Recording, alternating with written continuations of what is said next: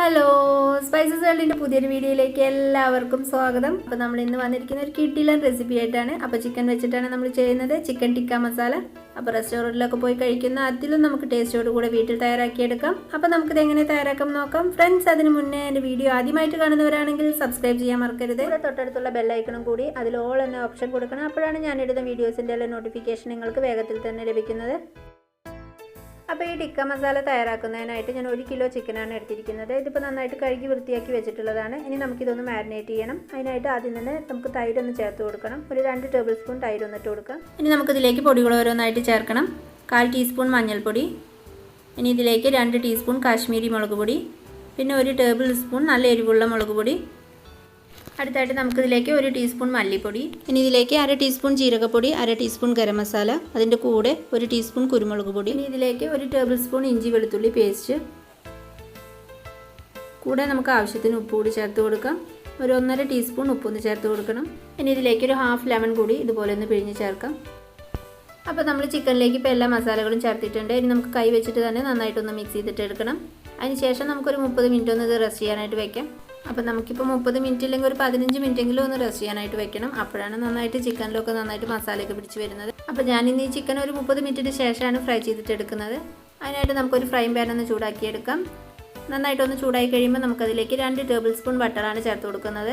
നമുക്കിത് ബട്ടറിൽ തന്നെ ഒന്ന് ഫ്രൈ ചെയ്തിട്ട് എടുക്കണം. അപ്പോഴാണ് നല്ലൊരു ടേസ്റ്റ് കിട്ടുന്നത്.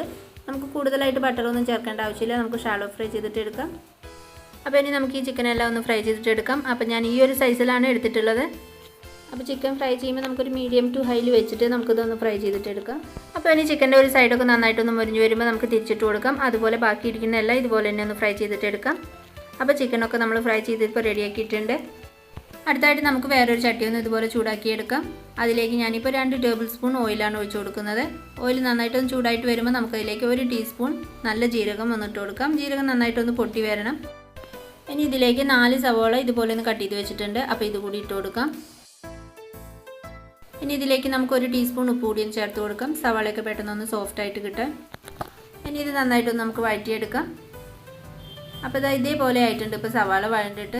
ഈ സമയം നമുക്കിതിലേക്ക് 1 ടേബിൾ സ്പൂൺ ഇഞ്ചി വെളുത്തുള്ളി പേസ്റ്റ് ഒന്ന് ചേർത്ത് കൊടുക്കാം. ഇനി ഇത് രണ്ടും കൂടി നന്നായിട്ടൊന്ന് മൊരിച്ചെടുക്കണം. അപ്പോൾ ഇതേപോലെ നമുക്ക് മൊരിഞ്ഞ് കിട്ടിയിട്ടുണ്ട്. അപ്പോൾ ഈ ഒരു മസാലയൊക്കെ ചെയ്യുമ്പോൾ സവാള ഇതുപോലെ നന്നായിട്ട് മൊരിഞ്ഞിട്ട് തന്നെ വരണം. അപ്പോഴാണ് നല്ലൊരു ടേസ്റ്റ് കിട്ടുന്നത്.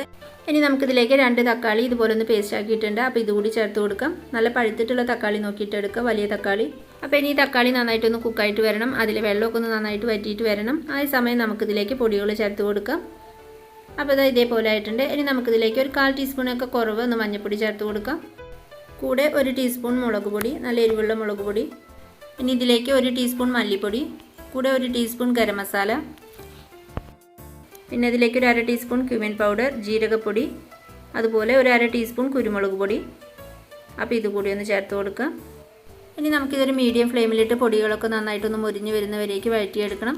അപ്പോൾ ഒരു 5 മിനിറ്റോളം നമുക്ക് ഇതുപോലെ തന്നെ വഴറ്റിയെടുക്കണം. അപ്പോൾ നന്നായിട്ടത് മൊരിഞ്ഞ് അതിൽ എണ്ണയൊക്കെ ഒന്ന് തെളിയുന്നവരെ വരും. അപ്പോൾ അതുവരേക്കും വഴറ്റിയെടുക്കാം. അപ്പോൾ ഇതേപോലെ ആയിട്ടുണ്ട്. നമുക്കിപ്പം പൊടികളൊക്കെ നന്നായിട്ട് മൊരിഞ്ഞ് കിട്ടിയിട്ടുണ്ട്. ഈ സമയം നമുക്കിതിലേക്ക് നമ്മൾ തക്കാളിയൊക്കെ അരച്ച് വെച്ച ജാറിലേക്ക് കുറച്ചുകൂടി ഒന്ന് വെള്ളം ഒഴിച്ചിട്ട് നമുക്കിതിലേക്ക് ഒഴിച്ചു കൊടുക്കാം.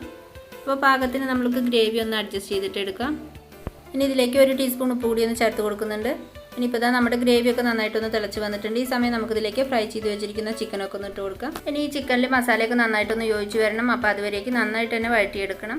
അപ്പോൾ അങ്ങനെ നമ്മളൊരു 5 മിനിറ്റിലധികമായിട്ടുണ്ട് ഈ ചിക്കനും മസാലയൊക്കെ ഇതുപോലെ ഒന്ന് വഴറ്റിയെടുത്തിട്ട്. അപ്പോൾ ഇനി നമുക്കിതിലേക്ക് ഫ്രഷ് ക്രീമാണ് ചേർത്ത് കൊടുക്കുന്നത്. ഒരു 3 ടേബിൾ സ്പൂൺ ഫ്രഷ് ക്രീം ഒന്ന് ചേർത്ത് കൊടുക്കണം. ഇനി ഈ ക്രീമും ചിക്കനും മസാലയൊക്കെ ആയിട്ട് നന്നായിട്ടൊന്ന് യോജിച്ച് വരുന്നവരേക്ക് ഇതുപോലെ ഒന്ന് ഇളക്കി കൊടുക്കാം. അപ്പോൾ ഇതേപോലെ നന്നായിട്ടൊന്ന് മിക്സ് ആയിട്ട് വന്നിട്ടുണ്ട്. ഈ സമയം നമുക്കിതിലേക്ക് 1 ടീസ്പൂൺ കസൂരി മേത്തിയാണ് ചേർത്ത് കൊടുക്കുന്നത്. അപ്പോൾ ഇതുകൂടി ഇട്ട് കൊടുക്കാം. അതിന് ശേഷം നമുക്ക് ഇനി ഇതൊന്നുകൂടി മിക്സ് ചെയ്തിട്ട് എടുക്കണം. അങ്ങനെ നമ്മൾ ലാസ്റ്റ് ഇതെല്ലാം ചെയ്തെടുക്കുന്ന സമയത്ത് നമുക്ക് ഹൈ ഫ്ലെയിമിൽ ഇട്ടിട്ട് വേണം ചെയ്യാൻ. അപ്പോൾ അങ്ങനെ ഒരു 2-3 മിനിറ്റും കൂടി ഇതേപോലെ ഒന്ന് നമുക്ക് വഴറ്റിയെടുക്കാം. അപ്പോൾ അങ്ങനെ നമ്മുടെ അടിപൊളിയായിട്ടുള്ള ചിക്കൻ ടിക്ക മസാല റെഡി ആയിക്കൊണ്ടിരിക്കുകയാണ്. അപ്പോൾ നമുക്ക് ഇത്രയും മതിയാവും. ഇനി നമുക്ക് സ്റ്റവ് ഓഫ് ചെയ്ത് കൊടുക്കാം. അപ്പോൾ നമുക്ക് റെസ്റ്റോറൻറ്റിലൊന്നും പോകാതെ തന്നെ നമുക്ക് വീട്ടിൽ എളുപ്പത്തിൽ ഇതുപോലെ നമുക്ക് ടിക്ക മസാല തയ്യാറാക്കിയെടുക്കാം. അപ്പോൾ എല്ലാവർക്കും ഈ ഒരു വീഡിയോ ഇഷ്ടപ്പെട്ടു എന്ന് വിചാരിക്കുന്നു. അപ്പോൾ എല്ലാവരും ഇതുപോലെ ട്രൈ ചെയ്ത് നോക്കണം. വീഡിയോ ഇഷ്ടമായ ലൈക്ക് ചെയ്യുക, ഷെയർ ചെയ്യുക, അതുപോലെ കമൻറ്റ് ചെയ്യുക. അപ്പോൾ കൂടുതൽ വീഡിയോകൾക്കായി ചാനൽ ആദ്യമായിട്ട് കാണുന്നവരാണെങ്കിൽ സബ്സ്ക്രൈബ് ചെയ്യാൻ മറക്കരുത്. അപ്പോൾ ഓക്കെ ഫ്രണ്ട്സ്, നെക്സ്റ്റ് വീഡിയോ ആയിട്ട് കാണുന്നവരേക്കും എല്ലാവർക്കും നന്ദി.